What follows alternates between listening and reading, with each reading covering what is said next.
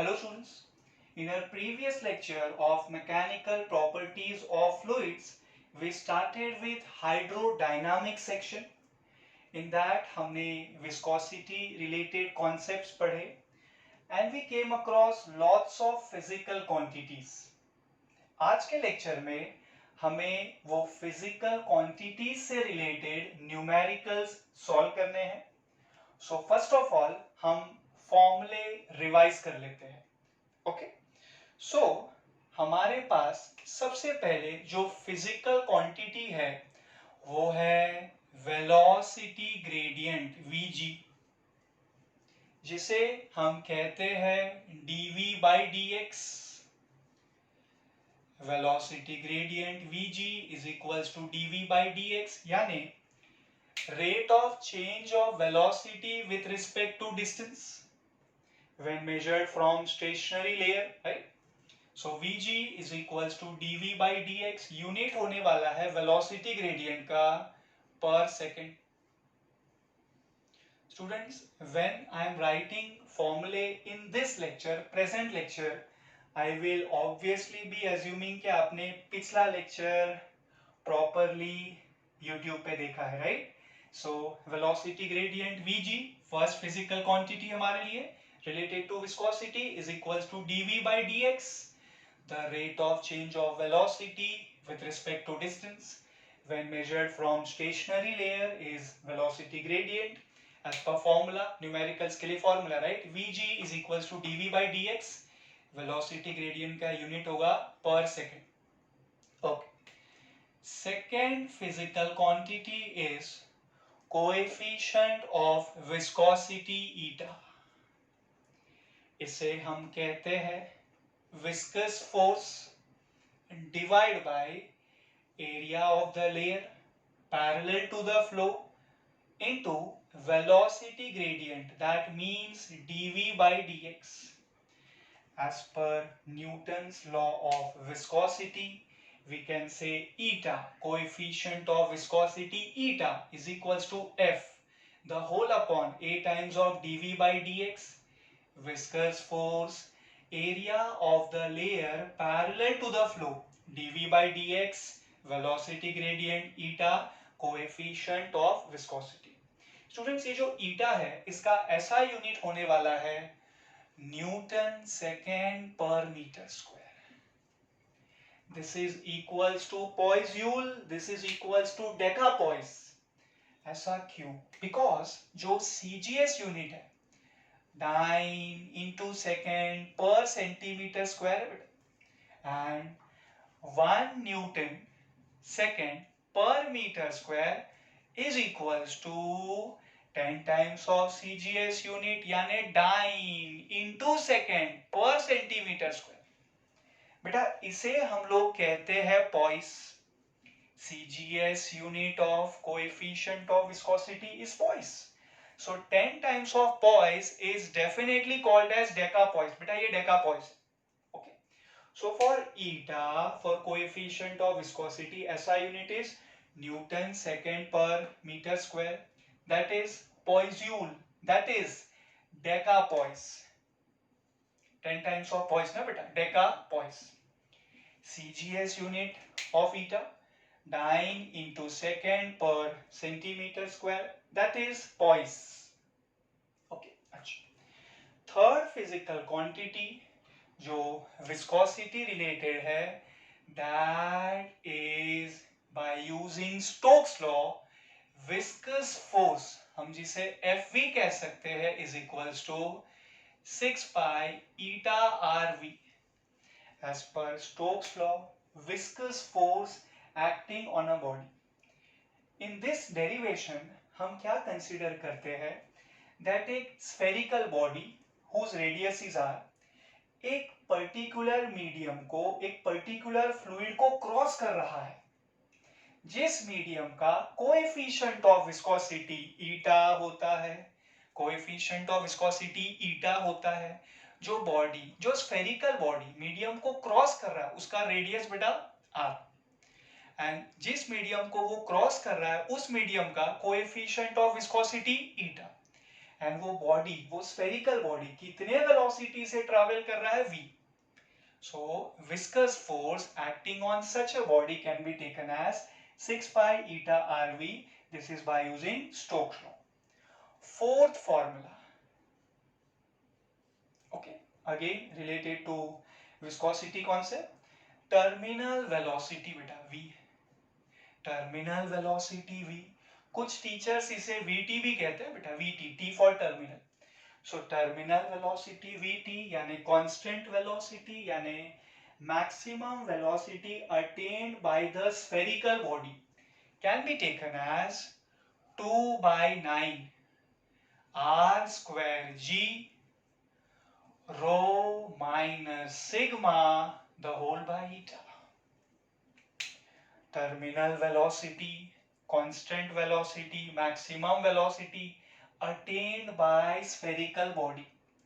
वो spherical body का, वो spherical object का radius कितना है r. Small g, acceleration due to gravity 9.8 meter per second square. eta, coefficient of viscosity बच्चों, कोएफिशिएंट ऑफ विस्कोसिटी किसका, वो मीडियम का जिसको वो स्फीयर क्रॉस कर रहा है. Okay, eta coefficient of viscosity of the medium. Rho minus sigma, alert रहे, रो सिग्मा दोनों डेंसिटी है. Rho is density of the object जो मीडियम को क्रॉस कर रहा है. एज पर अर्थ कंसिडरेशन वो जो स्फेरिकल बॉडी है जिसका रेडियस r है, उसका जो डेंसिटी है बेटा वो रो है. So rho is density of that body जो मीडियम को क्रॉस कर रहा है. ओके, सिग्मा ये भी तो डेंसिटी है. ये किसका डेंसिटी है, ये वो मीडियम का डेंसिटी है. ये बेसिकली वो फ्लूइड का डेंसिटी है. समझेगा बेटा.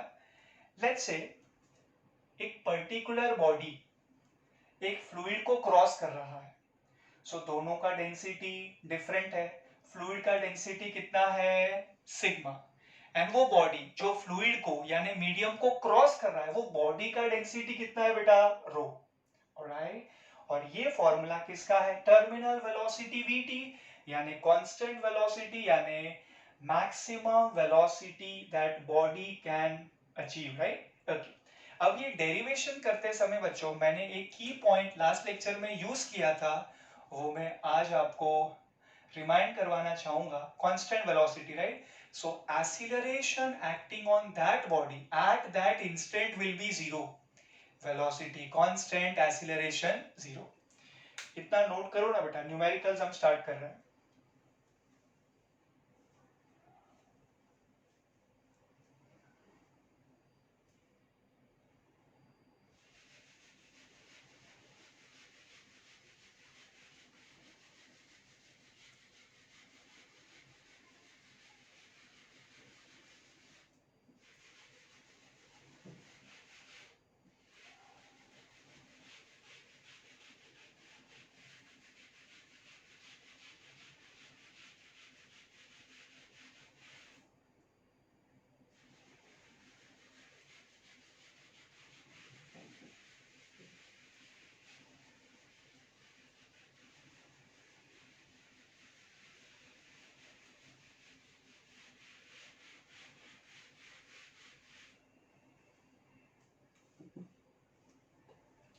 Okay, so we are starting with 13th numerical from your textbook.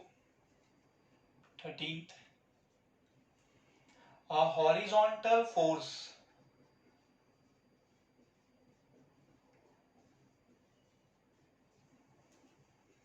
of 1 Newton is required to move a metal plate of area 10 raised to minus 2 meter square with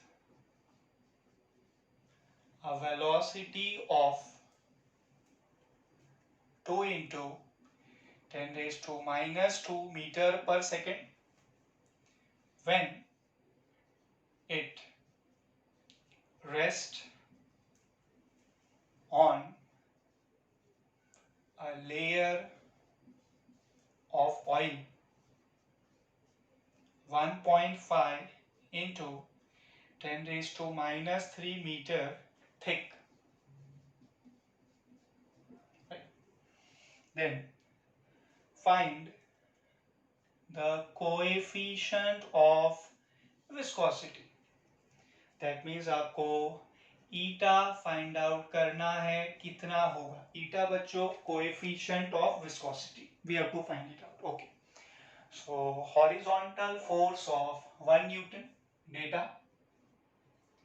Horizontal force F is equals to 1 Newton is required to move a metal plate of area A 10 raised to minus 2 meter square, area of the layer parallel to the flow, okay, with a velocity of dv beta 2 into 10 raised to minus 2 meter per second.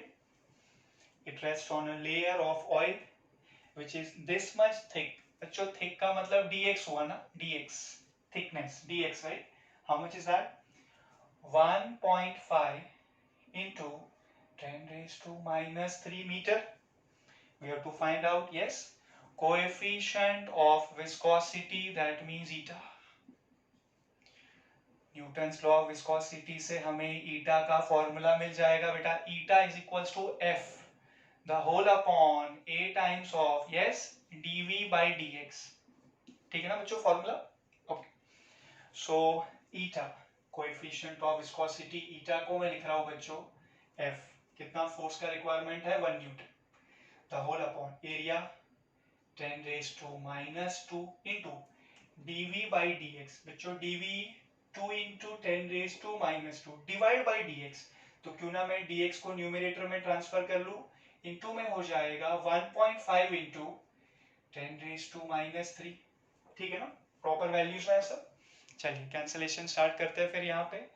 सो ये हो जाएगा बच्चों 1.5 by 2, ये हो जाएगा 0.75 है. 10 raise to minus 4 है, ऊपर ट्रांसफर करिए. 10 रेज टू प्लस 4 तो 4 माइनस 3 बेटा 1 हो जाएगा. सो 10 रेज टू 1. सो आप शिफ्ट कर सकते हैं 1 decimal, you will get 7.5 into 10, right? Okay, so 7.5, that's it. So value of eta, coefficient of viscosity eta is equals to 7.5. eta का यूनिट बच्चों न्यूटन सेकेंड पर मीटर स्क्वायर, ऐसा यूनिट ना. या फिर हम इसे पॉइज्यूल कह सकते हैं या फिर डेकापॉइस. लेकिन मैं eta का पहला यूनिट लिख रहा हूँ, आप दूसरे और दो में लिख सकते हैं बच्चों. आई रिपीट, न्यूटन सेकेंड पर मीटर स्क्वायर. और दो आप कौन से लिख सकते हैं? पॉइज्यूल या फिर डेकापॉइस. मैं लिख रहा हूं eta, coefficient of viscosity is 7.5 newton second पर metre square.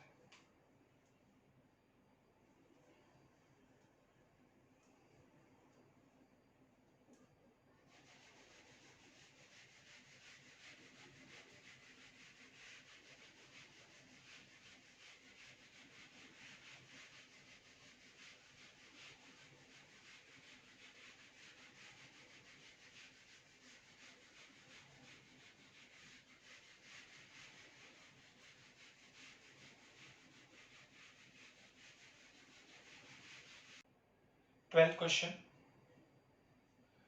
Calculate the viscous force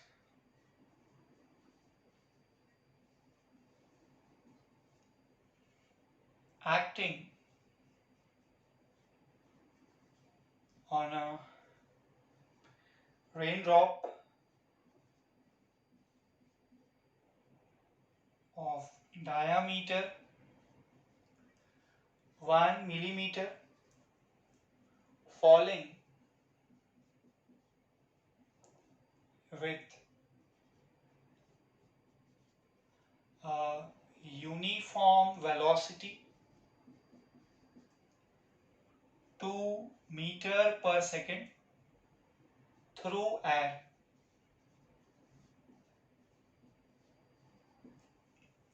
Then the coefficient of viscosity is 1.8 into 10 raised to minus 5 Newton second per meter square.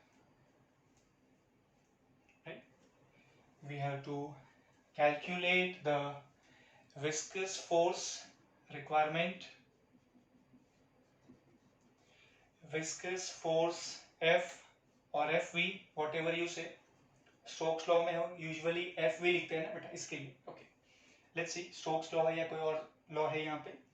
So we have to calculate the viscous force F or FV, let's see, on a raindrop of diameter 1 millimeter.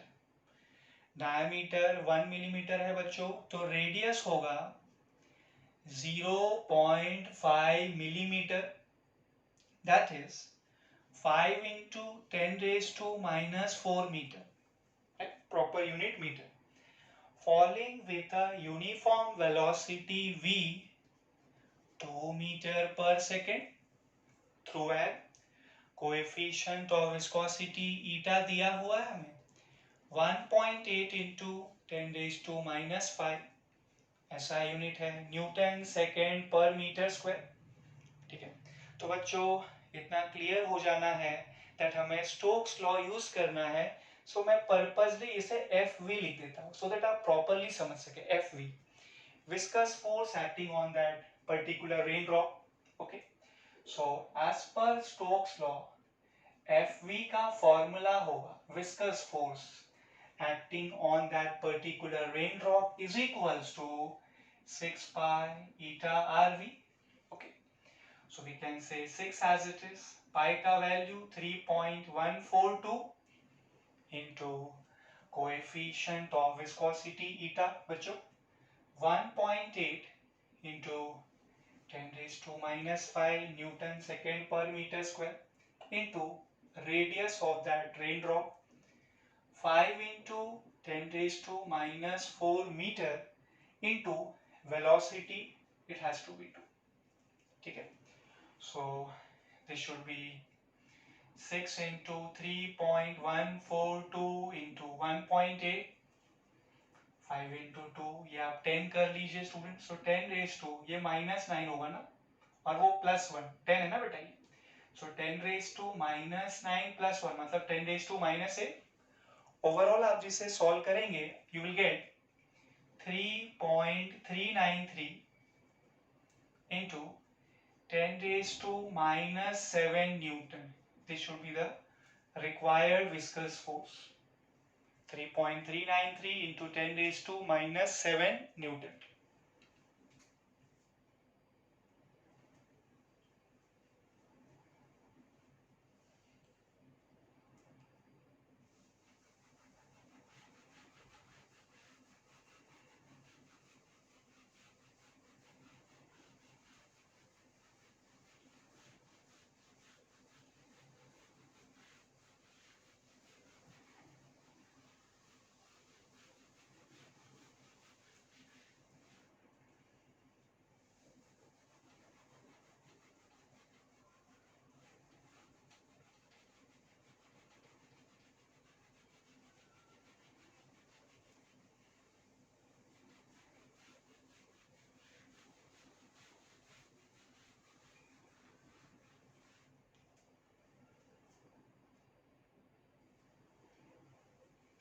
Next question.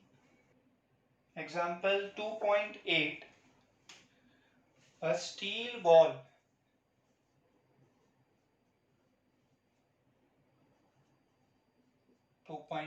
right? A steel ball with radius 0.3 millimeter is falling with velocity of 2 meter per second at a time t through a tube filled with glycerine.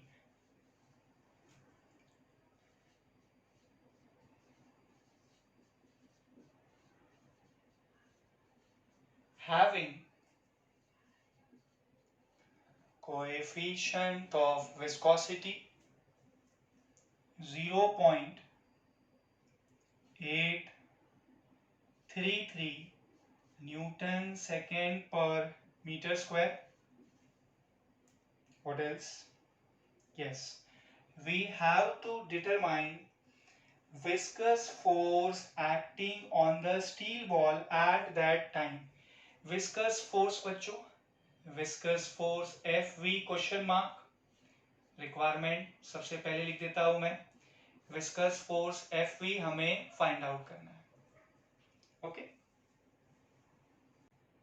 a steel ball with radius r, data radius r students 0.3 millimeter, that has to be 3 into 10 raised to minus 4 meter, is falling with some velocity. How much is that? 2 meter per second at time t through a tube filled with glycerine. जो medium है, जो fluid है वो glycerine है, जिसका हमें coefficient of eta का value, coefficient of viscosity that is eta का वैल्यू दिया हुआ है 0.833, हम जिसे लिख रहे हैं एक डेसिमल शिफ्ट करके 8.33, shifting one place, so it should be 8.33 into 10 raised to minus 1.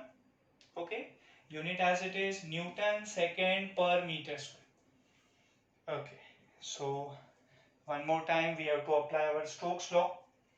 As per Stokes law, जो viscous force Fv act हो रहा है, it is given by the formula 6 pi eta Rv, 6 constant as it is, pi 3.142, coefficient of viscosity eta, that has to be 8.33 into 10 raised to minus 1 Newton second per meter square, into radius, जो steel ball है उसका radius students 3 into 10 raised to minus 4 metre, into जितने velocity से वो travel कर रहा है v, which is 2 meter per second.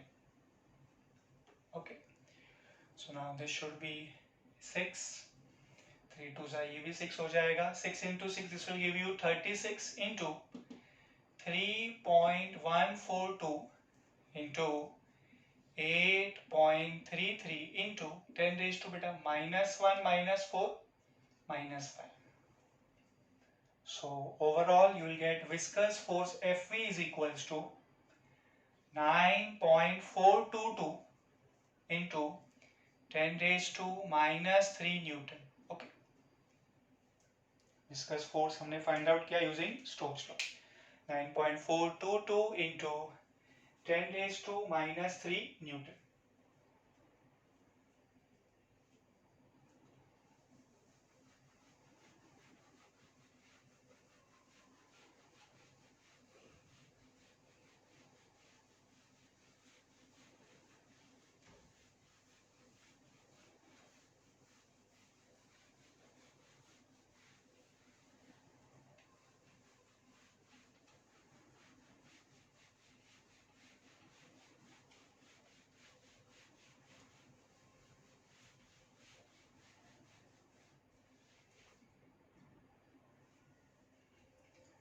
Next we have question number 14 बच्चों.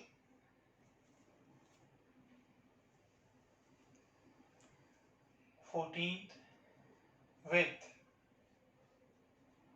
what terminal velocity will an air bubble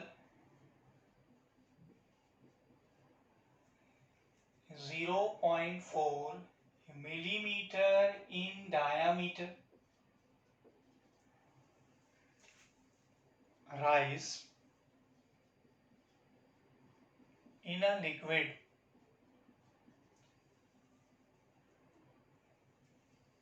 of viscosity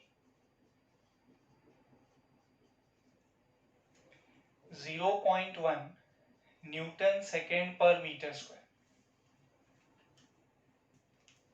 and specific gravity 0.9 question mark with what terminal velocity is question mark bracket में आपको value दिया हुआ है density of air is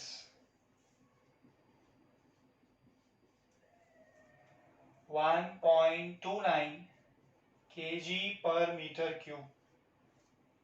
Okay.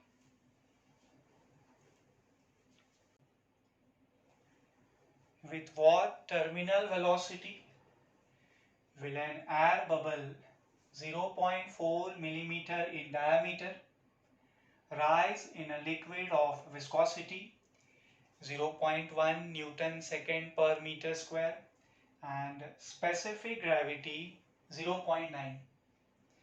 Density of air is given to you 1.29 kg per meter cube. Right? So data starts with radius of air bubble. बच्चों diameter given, air bubble का diameter given, हम half करेंगे हमें radius मिल जाएगा 0.4 mm का हम half करेंगे 0.2 millimeter. That can be treated as 2 into 10 raised to minus 4 meter. Straightforward for you. Okay. Liquid जो है नाम तो नहीं दिया आपको लेकिन उसका कोएफिशिएंट ऑफ विस्कोसिटी ईटा दिया हुआ है 0.1 यानी 10 raised to minus 1 Newton second पर मीटर स्क्वायर. स्पेसिफिक ग्रेविटी हमें दिया हुआ है specific gravity Sg बच्चों 0.9. okay and density of air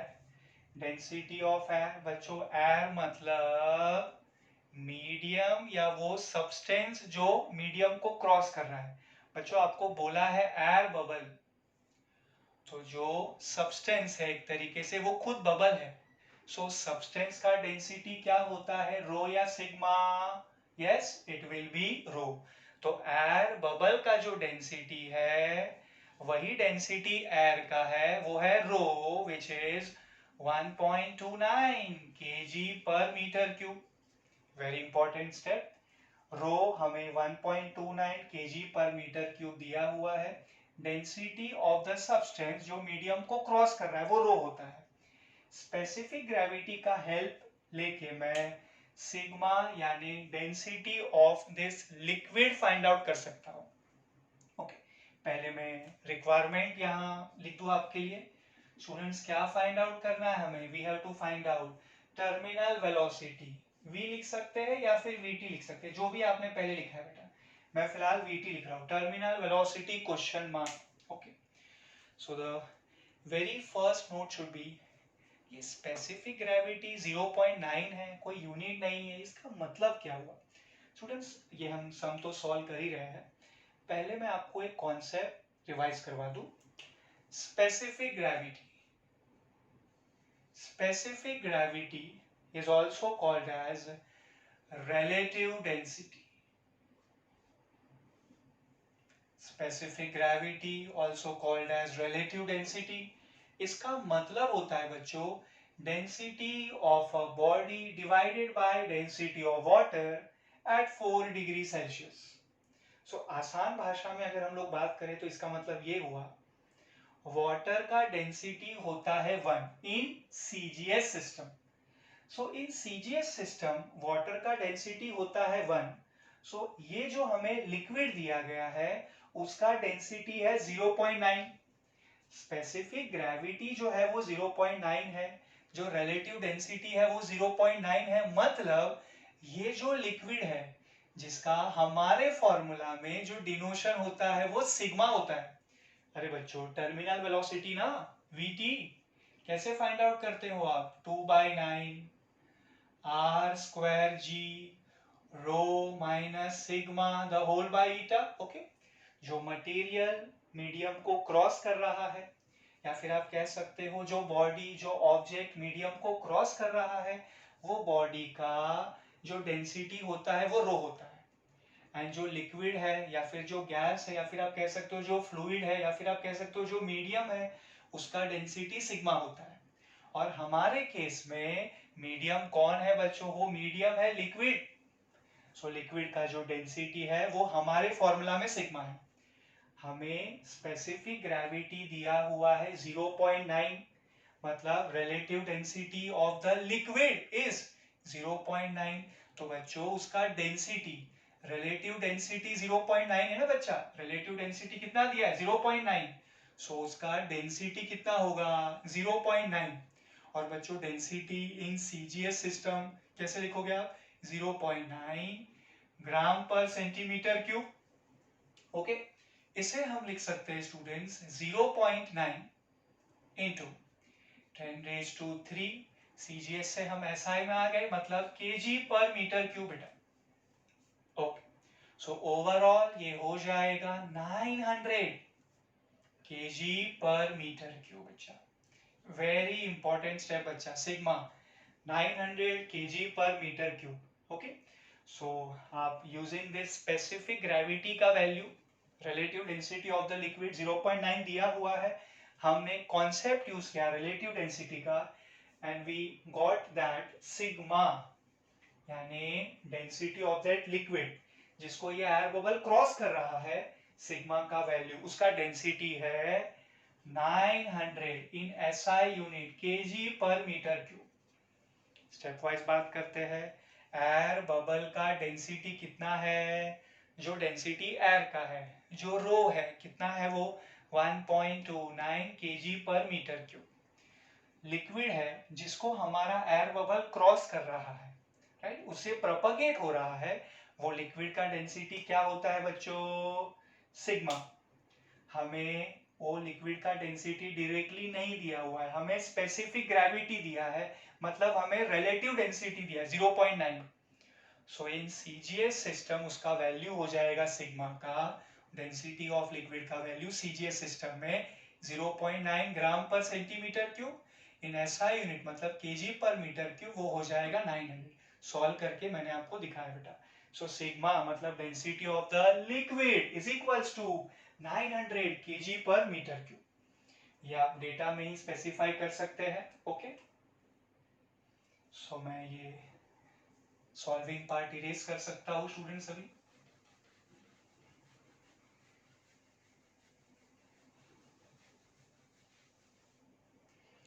I think जितने भी जरूरी वैल्यूज थे वो है आपके पास। तो कैलकुलेट टर्मिनल वेलोसिटी वीटी बच्चों। Terminal velocity VT is equals to 2/9 r square g rho minus sigma whole by eta. Terminal velocity vt 2/9 r square g rho minus sigma whole by eta. Yes, rho minus sigma whole by eta. Okay, substitute करेंगे 2/9 as it is into radius का square बेटा। Radius का आप square कर लीजिए, what you get 4 into 10⁻⁻8 square किया मैंने radius का, इंटू जी बेटा। Acceleration due to gravity 9.8 metre पर second square into rho minus sigma. जरा ध्यान से बेटा, रो माइनस सिग्मा करना है। रो कितना है आपके पास 1.29 minus sigma 900। Students pay attention है, यूनिट सेम होना चाहिए, ठीक है ना, KG per metre cube, KG per metre cube, इसलिए तो मैंने कन्वर्ट किया ना सीजीएस से एसआई में। Okay, so it should be rho minus sigma 1.29 minus 900 the whole upon eta। Coefficient of viscosity directly दिया हुआ है 10⁻⁻1 न्यूटन सेकेंड पर metre square. Okay, proper form में तो है ही सारे values. Okay, let's see students, ये हम कर लेते हैं 2 4 को 8 कर लेते हैं upon 9 as it is into you can have 9.8 बच्चों। ओके, यस, इनटू ये 10⁻⁻7 ना बेटा, -8 + 1 10⁻⁻7 2 into 4 8 upon 9 as it is 9.8 as it is। Subtraction में कर रहा हूँ 10 का पावर -7। ओके, सब्ट्रैक्शन कर रहे हैं बेटा हम लोग, right. So this should be 1.29 minus of 900. You will be getting negative value. It will be 800 and 98.71. Okay, okay, perfect. Okay, so when we just simplify this, we get terminal velocity का negative value, negative बेटा ध्यान रखिएगा, it will be 7.828 into 10 raised to minus 4 meter per second. Sir, terminal velocity and value negative. Students, आपने note किया होगा, आप रो minus sigma कर रहे हो एंड रो किसका डेंसिटी है, एयर बबल का, सिग्मा किसका डेंसिटी है, लिक्विड का. So the figure looks somewhat like this. एक सेकेंड दीजिए मुझे, कहाँ ड्रॉ कर सकते हैं, ये मैं इरेज कर लूं बेटा क्वेश्चन, सो दैट आप डायग्राम समझ सको ये स्पेस में.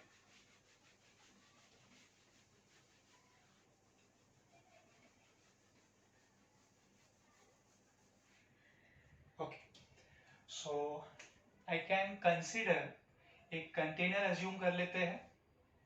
I can consider this container. Container में लिक्विड बेटा,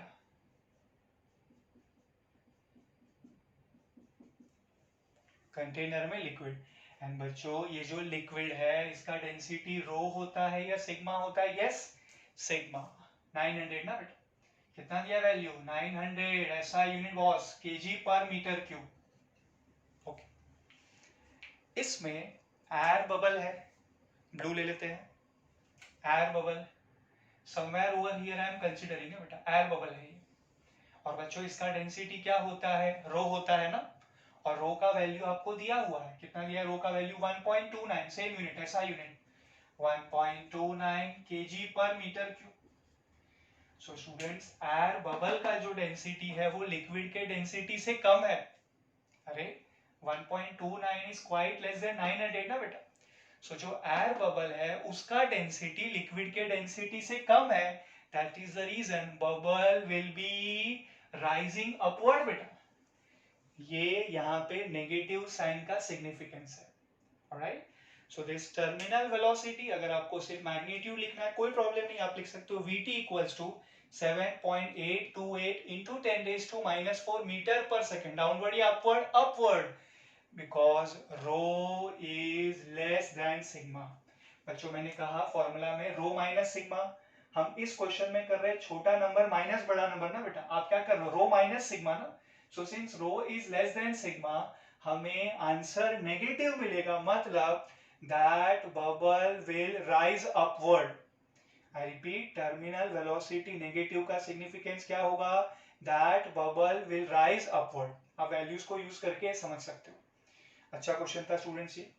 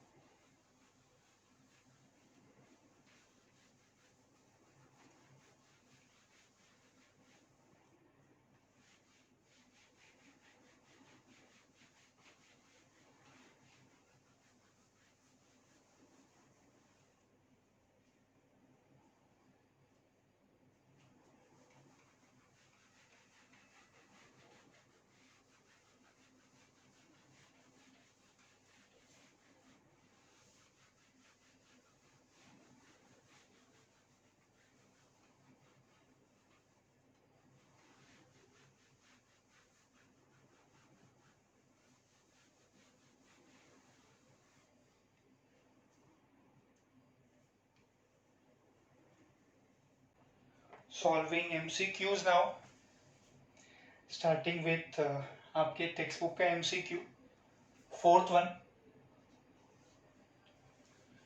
It is given that two hailstones with radii in the ratio of 1:4 fall from a great height through the atmosphere,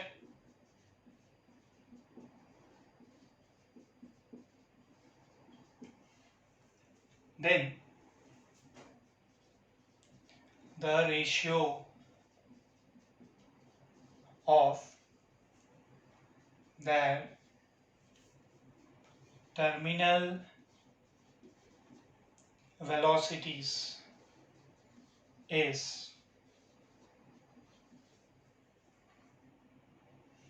option A 1:2, option B 1:12, option C 1:16, option D 1:8.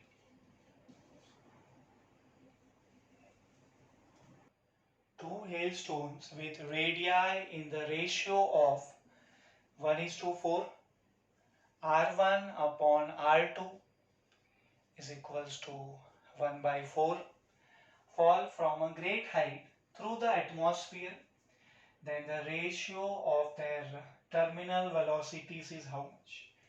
Terminal velocity का ratio Vt1 by Vt2 और simply you say V1 by V2, ठीक है ना? Terminal velocity का ratio V1 by V2 पूछ रहे हैं आपसे.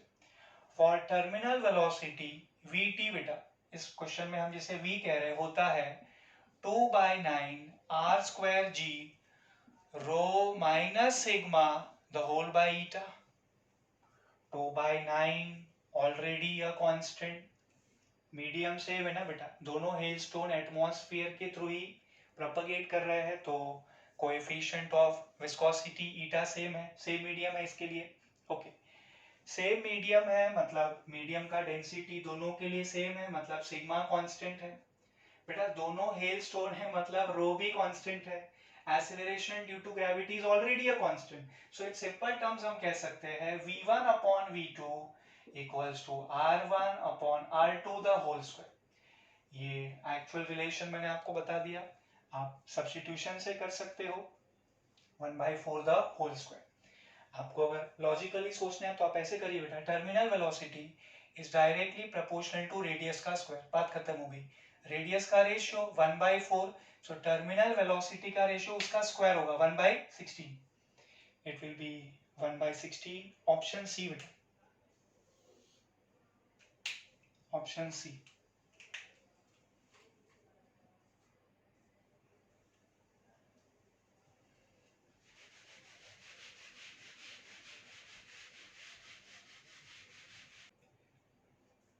Students, now we are solving 3 numericals from NCERT.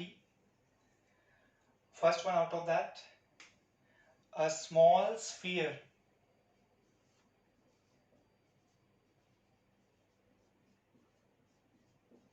is dropped under gravity through a viscous fluid of viscosity eta, full stop. Then the average acceleration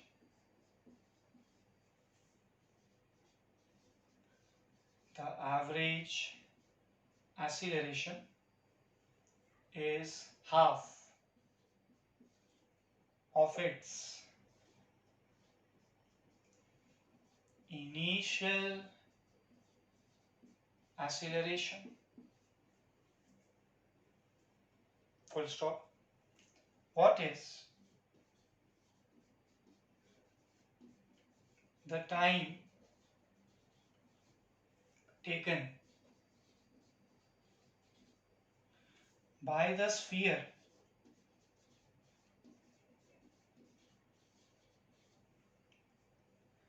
to attain terminal velocity.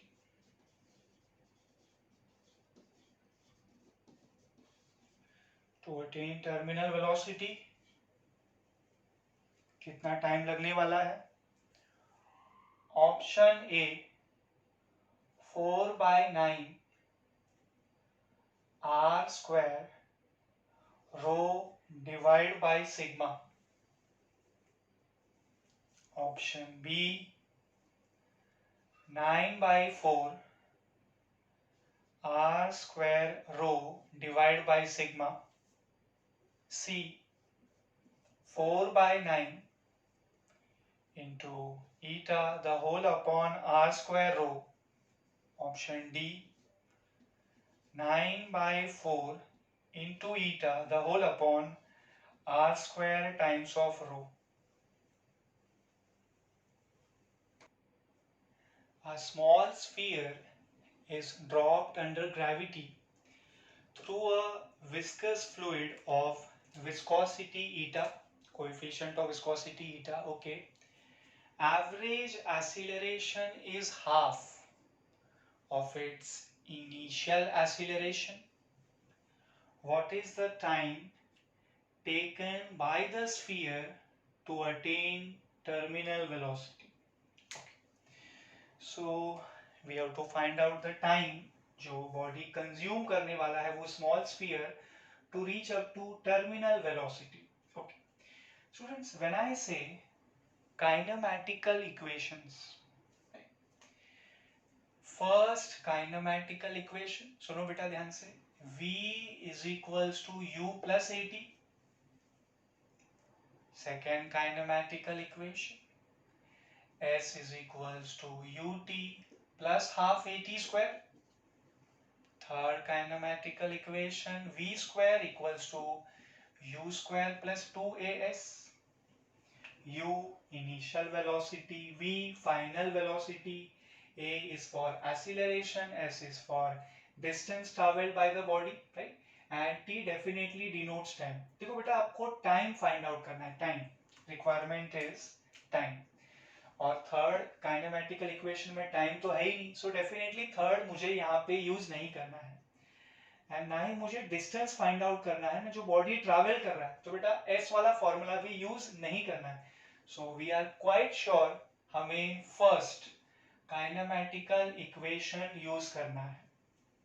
ये case पहले आप visualise करना सीखे बेटा. ये वो beaker यानी container consider कर लीजिए, ओके. इसमें लिक्विड फिलअप किया हुआ है जिसका आपको कोएफिशिएंट ऑफ विस्कोसिटी ईटा दिया हुआ है, ओके. अब जो स्मॉल स्फीयर है बेटा, it is dropped under gravity. So right now मैं सोच रहा हूं कि वो जो स्फीयर है, स्मॉल स्फीयर, राइट नाउ बच्चों वो यहाँ पे है. बेसिकली जब उसने फ्लूइड में अपना मोशन जस्ट स्टार्ट किया तब की बात कर रहा हूं मैं, at that instant when it is starting it's motion, यहाँ पे बेटा, okay. So when it start it's motion बेटा, जब वो मोशन को स्टार्ट कर रहा है तो कहना है इसे u तो जीरो होगा, u will be zero, okay. Time मुझे फाइंड आउट करना है, t को मैं एज इट इज रखूंगा. v बेटा कौन सा वेलोसिटी उसे अटेन करना है? Yes, terminal velocity, vt. Terminal velocity का फॉर्मूला है हमारे पास, v का फॉर्मूला वी हैव, u का वैल्यू जीरो. ये अपना मोशन जस्ट स्टार्ट कर रहा है बेटा, it starts from rest, so u will be zero, okay. So v यानी terminal velocity, final velocity u, initial velocity zero substitute करना है, t टाइम हमें फाइंड आउट करना है. देयर इज वन प्रॉब्लम बेटा, एक्सीलरेशन हमारे पास नहीं है. थ्रू आउट द मोशन क्या एक्सीलरेशन कांस्टेंट है? बिल्कुल भी नहीं.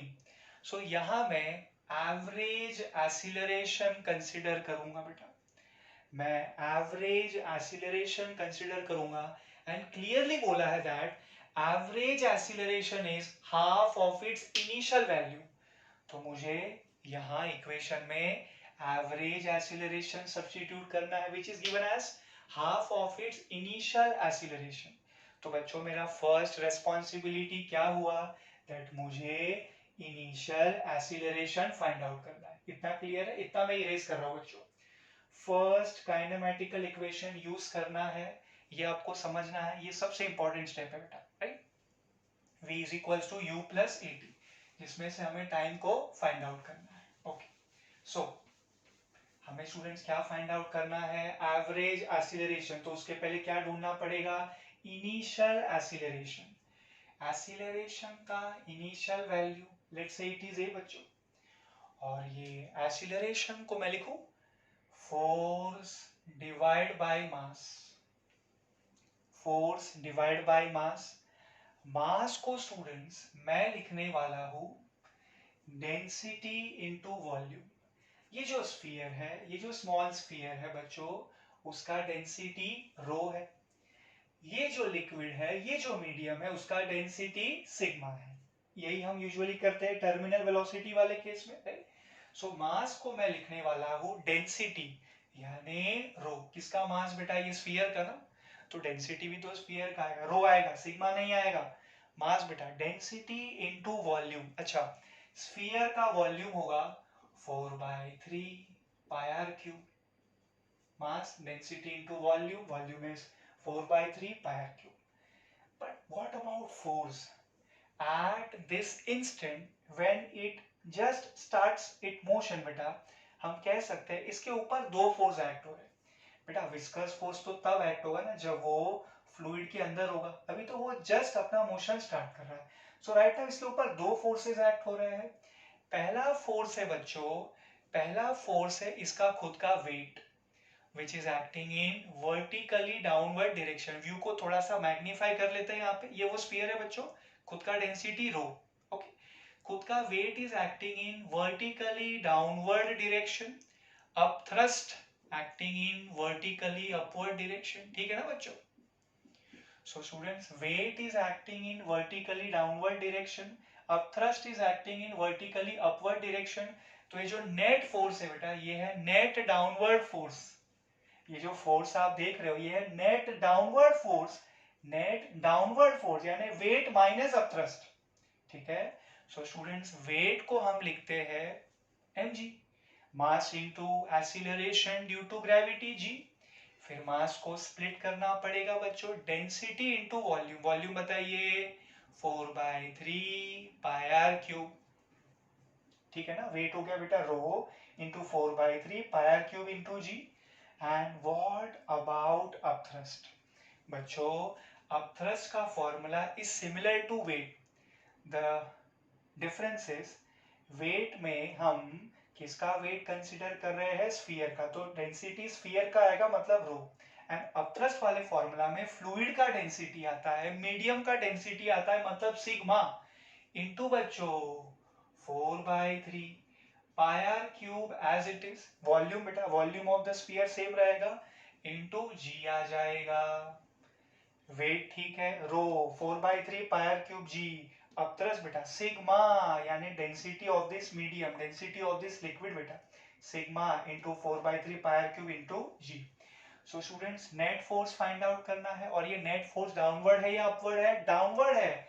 सो downward force minus upward force. बच्चों आप जब सब्ट्रैक्ट करोगे, सो कंटाई से हम लोग 4/3 pi r cube g common ले सकते हैं, ब्रैकेट में we will get rho minus sigma. ठीक है? ये एक्सीलरेशन फोर्स अपॉन मास। बेटा मोशन जस्ट स्टार्ट हुआ है, मैं स्फीयर को यहाँ रिप्रेजेंट कर रहा हूँ, आप थोड़ा सा फ्लूइड के अंदर भी दिखा सकते हैं, कुछ गलत नहीं बेटा। ठीक है? वैसे फॉर्मूला रेडी हमारे पास, सो कैंसलेशन हम कर सकते हैं। 4/3 cancel, I cancel, r cube cancel. You will be getting students g into rho minus sigma the whole upon, what else we have? We have rho over here bachcho. That's it. So this is the initial acceleration beta, initial। इसलिए आप खुद देख सकते हैं मैंने कोई viscous force का formula यहाँ इंट्रोड्यूस नहीं किया, because this is initial acceleration. क्या एवरेज एक्सीलरेशन भी इतना ही है? नहीं। क्लियरली बोला है बेटा, एवरेज एक्सीलरेशन जो है it is half of this initial. मैं भी क्वेश्चन इरेज कर रहा हूं बच्चों. इनिशियल एक्सीलरेशन का अगर आप हाफ करोगे तो आपको मिलेगा average acceleration.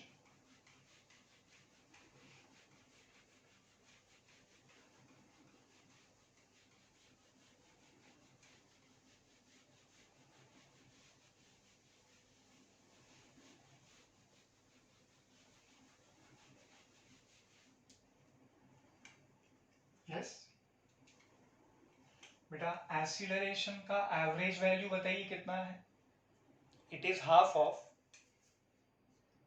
Yes initial A जो आपने फाइंड आउट किया.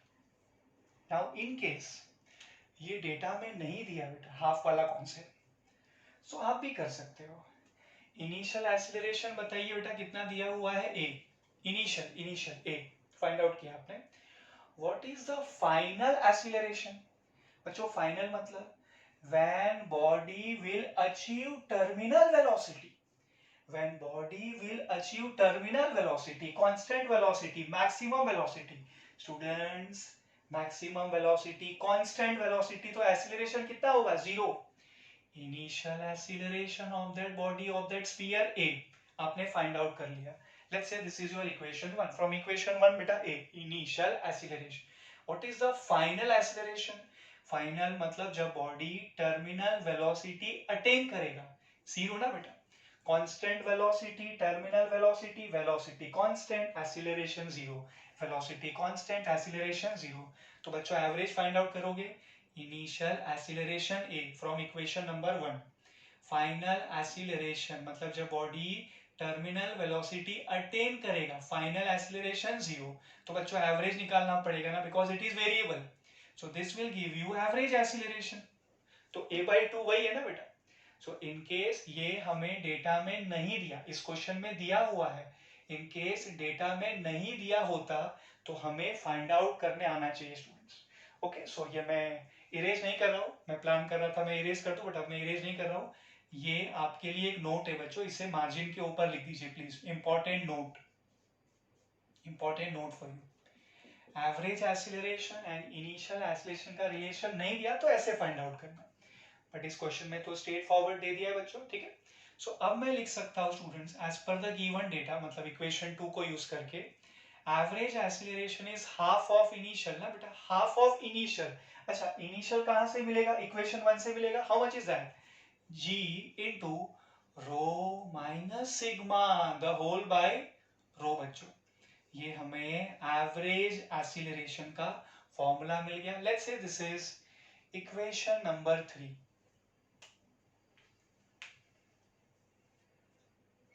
Okay, we got average acceleration. So now I think perfect opportunity है to find out time जब बॉडी फाइनल वेलोसिटी यानी टर्मिनल वेलोसिटी तक पहुंचेगा. मतलब हम लोग फर्स्ट काइनेमेटिकल इक्वेशन यूज करने के लिए पूरी तरीके से तैयार है. Let's use that first kinematical equation students. In general हम कहते हैं v is equals to u plus at. Okay बेटा, इन आवर केस ये कौन सा एक्सीलरेशन होगा? वेरिएबल है ना बेटा, तो हम कौन सा लेंगे? एवरेज लेंगे. Average from equation 3 we can substitute later. Time हमें फाइंड आउट करना है. बॉडी ने अपना मोशन फ्लूइड में बेटा जीरो वेलोसिटी से स्टार्ट किया, तो u का value zero and v final velocity यानी टर्मिनल वेलोसिटी. सो बॉडी कितने टाइम के बाद टर्मिनल वेलोसिटी अटेन कर सकता है वो मुझे फाइंड आउट करना है. टर्मिनल वेलोसिटी है ऑन लेफ्ट हैंड साइड यानी students 2/9 r² g rho minus sigma whole by eta. terminal velocity left hand side of that particular equation equals to बच्चों u का value 0, leave it, plus average acceleration into time. average acceleration equation 3 को हम use कर लेंगे बच्चों. we get half as it is into g into rho minus sigma whole by rho. okay, into बच्चों t. vt बच्चों left hand side of this formula vt terminal velocity substitute किया equals to initial velocity 0, leave it, acceleration average into time, time as it is, average acceleration हमने पहले ही find out किया hard work करके, equation 3। बहुत super question है बेटा ये। Okay, now cancellation possible. एक तो ये जी कॉमन है बेटा, कैंसिल कर लेते हैं, रो माइनस सिग्मा कैंसिल हो जाएगा। Anything else? Rho cancel, eta cancel, no, that's it बेटा। सो हम रिमेनिंग टर्म्स लिख लेते हैं यहाँ पे। We get 2/9 into r square upon eta. Right side we have 1/2 बच्चा into t the whole upon rho। ठीक है ना? ओके, टाइम फाइंड आउट करना है मुझे t।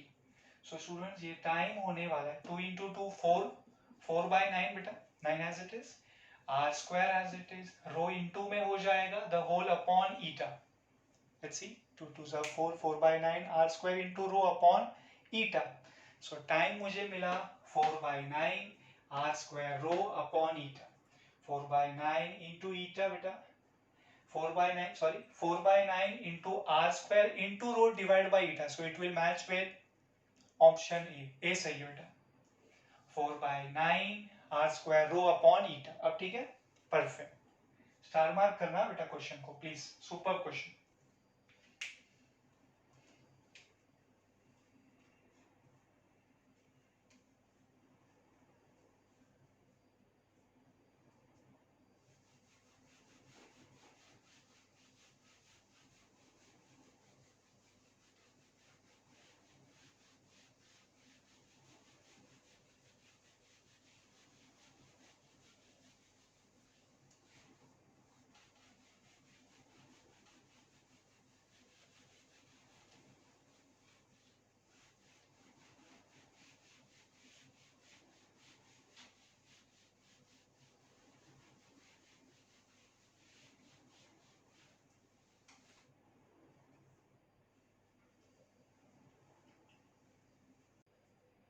From NCERT, second MCQ we have N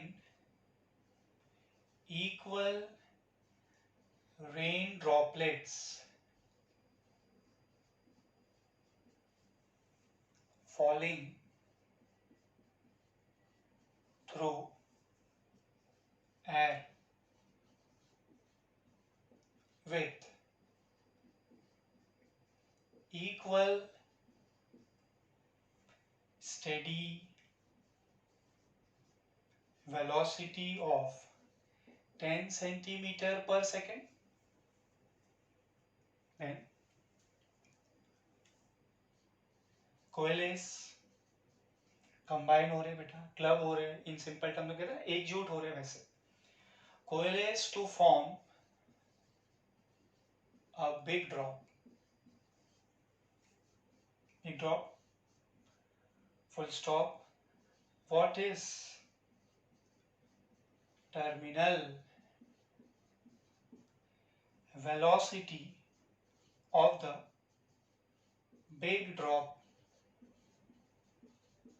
in centimetre पर second? ठीक है, सेम यूनिट फॉलो करना है आपको। Question mark, option A 10⁻² into r, option B 10 into 10⁻⅓, C 10 into 10⁻²/3, and D 10 divided by 10⁻²/3। Okay, so we are given that n equal rain droplets falling through air with equal steady velocity of 10 centimeter per second। So this is steady velocity, constant velocity, terminal velocity। So मैं इसे कह रहा हूँ बेटा VT1, first case का terminal velocity 10 centimetre पर second, और you से V1, your wish. Okay, coalesce to form a big drop, so what should be the terminal velocity of that big drop in same unit, that is centimeter per second? So first case VT1 बेटा, second case VT2, VT2 question mark, ठीक है ना। सो यहाँ पे exactly क्या हो रहा है, there are certain number of droplets, 4 5 6 7 8, let's say 8 for example. in general हमें n लेना है बेटा, 8 is an example for you. ये जो n droplets है वो क्लब हो रहे हैं, that is coalesce हो रहे हैं into a single drop, बड़ा drop. So definitely when this is taking place, volume तो दोनों केस में सेम रहेगा. So मैं कह सकता हूँ volume of this big drop is VB, एक बड़े ड्रॉप का वॉल्यूम VB बेटा, B for big, एंड एक छोटे वाले का वॉल्यूम होगा VS. सो बड़े वाले का वॉल्यूम कितना है बच्चों, VB, एंड एक छोटे ड्रॉपलेट का वॉल्यूम कितना है, VS, S फॉर स्मॉल. ये तो एक का है ना बेटा. वैसे कितने छोटे ड्रॉपलेट्स है, एक दो है कि ढेर सारे हैं, ढेर सारे हैं. एज पर माय एग्जांपल मुझे 8 लिखना पड़ेगा. Volume of one droplet VS, total volume find out करने के लिए मुझे 8 से मल्टीप्लाई करना पड़ेगा. But mind you 8 is just an example. In general मुझे n लेना है as per this question, so I have to multiply by n. Volume of spherical drop 4/3 pi r cube. तो मैं लिख रहा हूँ स्टूडेंट्स 4/3 पाई कैपिटल आर का cube, बड़ा ड्रॉप ना बेटा, तो बड़ा रेडियस कितना, capital R. This is equals to small n droplets का number as it is into volume of small drop बेटा, छोटे droplet का radius small r लेना है मुझे, तो volume will be 4/3 pi r cube. small r आएगा बेटा इस बार. कॉमन टर्म्स आप कैंसिल कर दीजिए, 4/3 pi कैंसिल हो जाएगा. You get capital R का cube is equals to n into small r का cube. Taking cube root of both side हम कह सकते हैं capital R होगा n raised to 1/3 into small r बेटा. Important important. एक बार बेटा सरफेस टेंशन हो जाएगा ना, फिर आपको ये इंपॉर्टेंट वाला फॉर्मूला डायरेक्टली याद ही रखना है. अभी सरफेस टेंशन हमारा हुआ नहीं है, इन नियर बाय फ्यूचर हम स्टार्ट करने वाले, तो मैंने पूरा प्रूफ करके दिखा दिया. सरफेस टेंशन हो जाने के बाद ये तो आपने याद ही कर लिया होगा पहले से, बट अभी आपको प्रूफ करना था, हमने कर दिया. Capital R will be n raised to 1/3 into small r. ठीक है बच्चा, okay. So this is first case है बेटा, केस नंबर 1. चलिए ऐसे लिख देते हैं इसे, केस नंबर 1. मुझे रेडियस बताइए स्मॉल r, एक का ना बेटा, ठीक है. अच्छा, वैसे कितने छोटे छोटे ड्रॉपलेट है बेटा, यस n. ओके, रेडियस आपने मुझे कितना बताया, स्मॉल r. और बेटा टर्मिनल वेलोसिटी बताइए VT1. इन सेकेंड केस मतलब जब ये सभी छोटे छोटे ड्रॉपलेट इकट्ठा होकर एक बड़ा ड्रॉप फॉर्म किए, so what is the radius of that बड़ा drop. Second case, final case, capital R उसका रेडियस है. एंड बच्चों टर्मिनल वेलोसिटी क्या है, VT2. यही तो मुझे फाइंड आउट करना है. इतना समझेगा बेटा, okay. So now the task is almost done. हम टर्मिनल वेलोसिटी का फॉर्मूला यहाँ अप्लाई कर लेते हैं.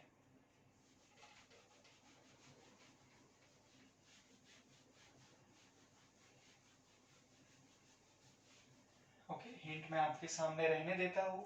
Capital R is equals to cube root of n into small r. ठीक है ना, हिंट आपके सामने, ओके.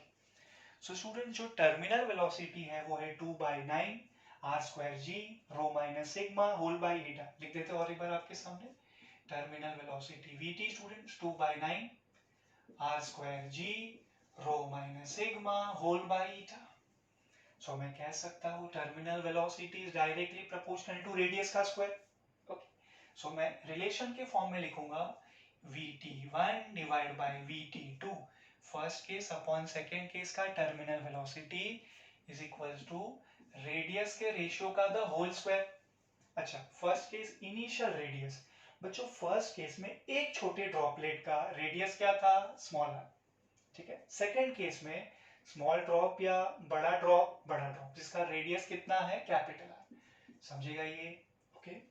VT1 आपके पास है, VT1 गिवन 10 सेंटीमीटर पर सेकेंड डिवाइड बाय बच्चों VT2 is equals to small r divided by capital R the whole square. Pay attention on this step, जिसको मैंने IMP लिखा है. Student, small r divided by capital. This will be 1 upon, this will be 1 upon n raised to 1 by 3. Yes. Simplify कर लीजिए students, ये हो जाएगा, square कर लीजिए 1 upon n raise to 2 by 3 ना बेटा, n रेज टू 1 by 3 का square n raise to 2 by 3. So I get terminal velocity Vt2 in second case बेटा 10 times of, yes, cross multiply कर रहे हो ना, 10 times of n raise to 2 by 3. So एक छोटे ड्रॉपलेट का velocity कितना था, 10 सेंटीमीटर पर सेकेंड. जब ये छोटे छोटे ड्रॉपलेट्स क्लब होके एक बड़ा ड्रॉप बनाएंगे तो उसका वेलोसिटी क्या हो जाएगा, 10 times of n raise to 2 by 3. I repeat, 10 times of n raise to बेटा 2 by 3. समझेगा ये? So it will match with 10 times of n raise to 2 by 3. C बेटा. Again a good question.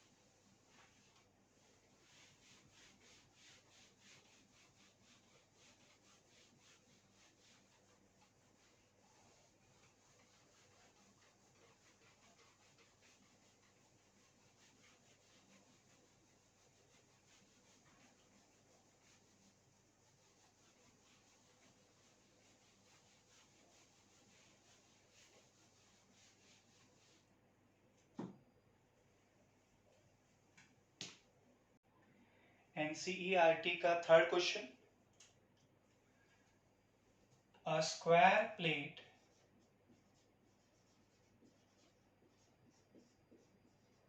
of 0.1 meter side moves parallel to a second plate with a velocity of 0.1 meter per second. Both plates being immersed in water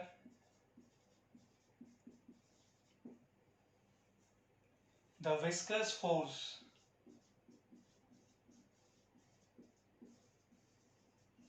is given to you. It is 0.002 Newton and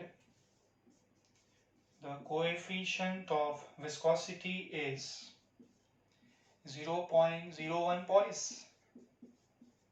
What else?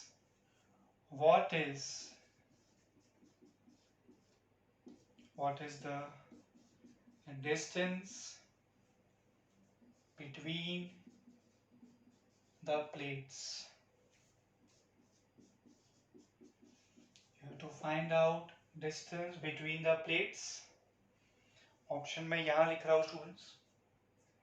Option A 5 into 10 raised to minus 2 meter.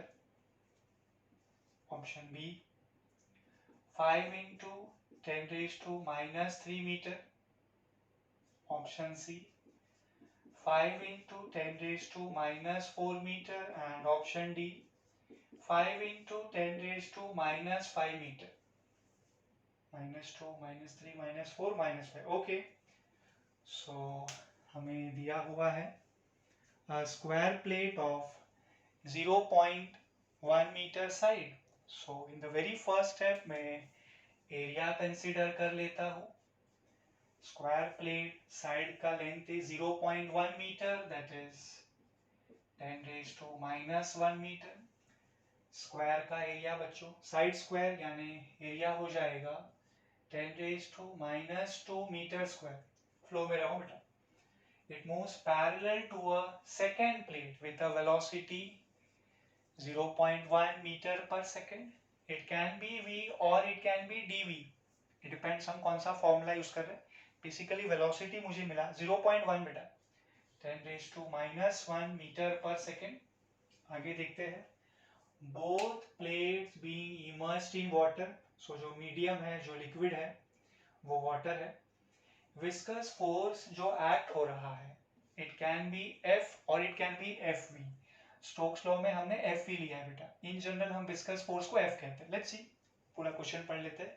Viscous force है 0.002 Newton. मैं लिख रहा हूँ 2 × 10⁻³ Newton. What else?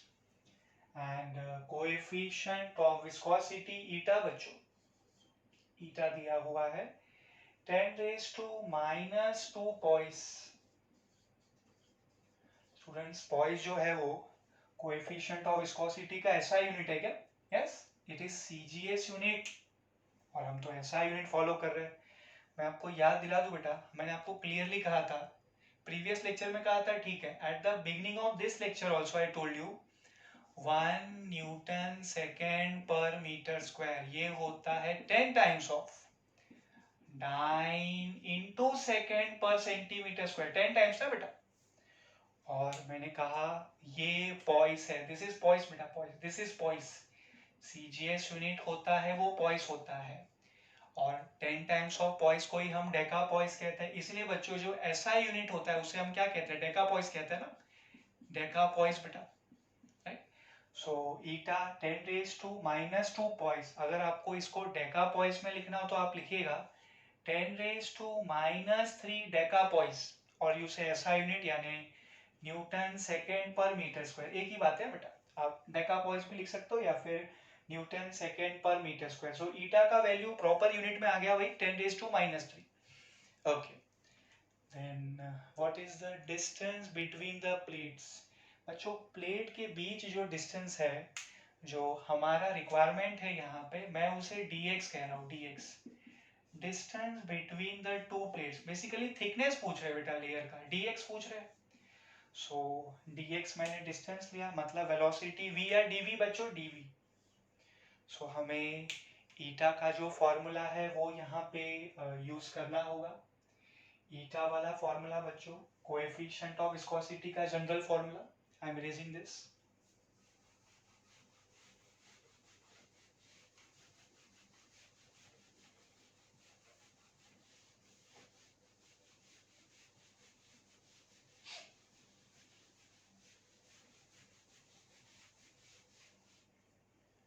Okay. So using Newton's law of viscosity, जो ईटा का formula मिला था वो यूज कर रहे हैं ना बेटा हम लोग. Eta is equals to F the whole upon a times of dv by dx. okay, dv by dx. our requirement is dx. Proper form में ले आते हैं इसे. हम इसे लिख देते हैं students, eta is equals to f the whole upon a times of dv by dx. तो dx को ऊपर ट्रांसफर कर दो. आपको dx फाइंड आउट करना है बेटा, तो आप लिख दो dx is equals to eta into a into dv the whole upon f viscous force. ये परफेक्ट फॉर्मूला है सब्स्टिट्यूशन के लिए. अब तो इजी है आपके लिए. dx is equals to बेटा, चलिए वैल्यू सब्स्टिट्यूट कर लिए बेटा. dx is equals to eta. ईटा का वैल्यू 10⁻³ है बेटा, 10⁻³ न्यूटन सेकेंड पर मीटर स्क्वायर, ऐसा यूनिट, इनटू एरिया. प्लेट का एरिया बच्चों सब्स्टिट्यूशन करना है 10⁻² metre square into dv. That small velocity how much is that? 10⁻⁻1 metre पर सेकेंड डिवाइड बाय f यानी viscous force, which is students 2 × 10⁻³ newton. Okay. So 10⁻³ cancel कर लेते हैं, हमें मिलेगा स्टूडेंट्स 1/2 इंटू 10⁻³ 1/2 बेटा 0.5, 0.5 into 10⁻³ you can shift one place, you get 5 into 10⁻⁴. ये dx है बेटा, dx distance between the two plates, dx is equals to 5 into 10⁻⁴. हमने ऐसा यूनिट फॉलो किया तो मीटर, किससे मैच करेगा बेटा? 5 into 10⁻⁴ metre. It will match with option C. Blue से टिक कर लेते हैं, सी बेटा. Okay, wait.